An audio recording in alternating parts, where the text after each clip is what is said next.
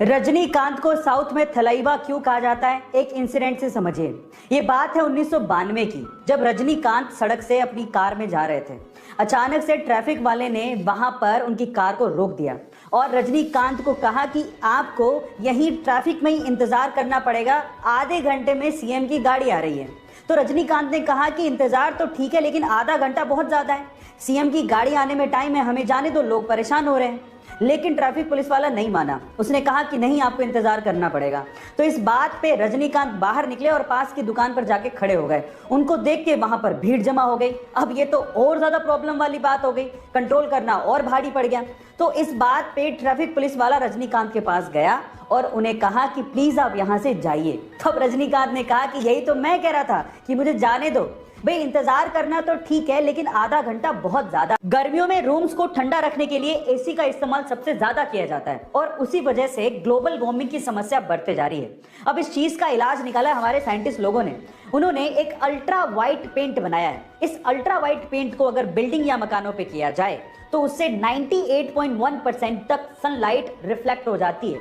ये barium sulphate से बनाया जाता है। अब इसकी खास बात यह है कि जिस रूम पे या बिल्डिंग पे इस अल्ट्रा वाइट पेंट को किया जाता है वो लगभग दिन में 4 डिग्री सेल्सियस तक और रात में 10.5 डिग्री सेल्सियस तक टेम्परेचर को कूल डाउन कर देता है। अब इस पेंट के इस्तेमाल से हम लोग ग्लोबल वार्मिंग की समस्या को दूर कर सकते हैं। ये आने वाले दिनों की टेक्नोलॉजी है। आपको इसके बारे में सुन के कैसा लगा, चैट सेक्शन में जरूर लिखिएगा। गाइस, अगर आपका YouTube पे चैनल है तो ये तो आपको पता ही होगा कि जब आपके 1 लाख यानी कि 0.1 मिलियन सब्सक्राइबर्स हो जाते हैं तो आपको सिल्वर प्ले बटन दिया जाता है। 1 मिलियन सब्सक्राइबर्स पे आपको गोल्डन प्ले बटन दिया जाता है। 10 मिलियन सब्सक्राइबर्स पे आपको डायमंड प्ले बटन दिया जाता है। 50 मिलियन सब्सक्राइबर्स पे आपको रूबी प्ले बटन दिया जाता है। पर अगर मैं आपसे सवाल पूछूं कि अगर किसी के 100 मिलियन सब्सक्राइबर्स हो जाएं तो उसे कौन सा प्ले बटन दिया जाता है, क्या आप जानते हैं? चलिए मैं आपको बताता हूं।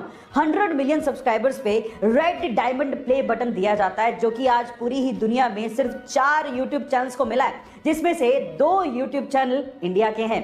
उनमें से सबसे पहले आता है टी सीरीज, दूसरे नंबर पे है प्यूडीपाई, तीसरे नंबर पे है कोको मिलन और चौथे नंबर पे है सेट इंडिया। गाइस, ये इन्फॉर्मेशन आपको कैसी लगी चैट सेक्शन में जरूर लिखिएगा। और आपके शरीर से निकलने वाले टॉयलेट के कलर से आपके शरीर के बारे में काफी कुछ पता लग जाता है। जैसे कि अगर टॉयलेट हल्के पीले रंग का या फिर ट्रांसपेरेंट आ रहा है तो इसका मतलब आप स्वस्थ हैं और पानी भी अच्छे से पी रहे हैं। लेकिन अगर ये गाढ़े पीले रंग का है तो इसका मतलब आपके शरीर में पानी की कमी है और आपको इस पे ध्यान देना चाहिए। और अगर ये भूरे संतरी कलर का है तो इसका मतलब आपके लीवर में कहीं ना कहीं प्रॉब्लम है।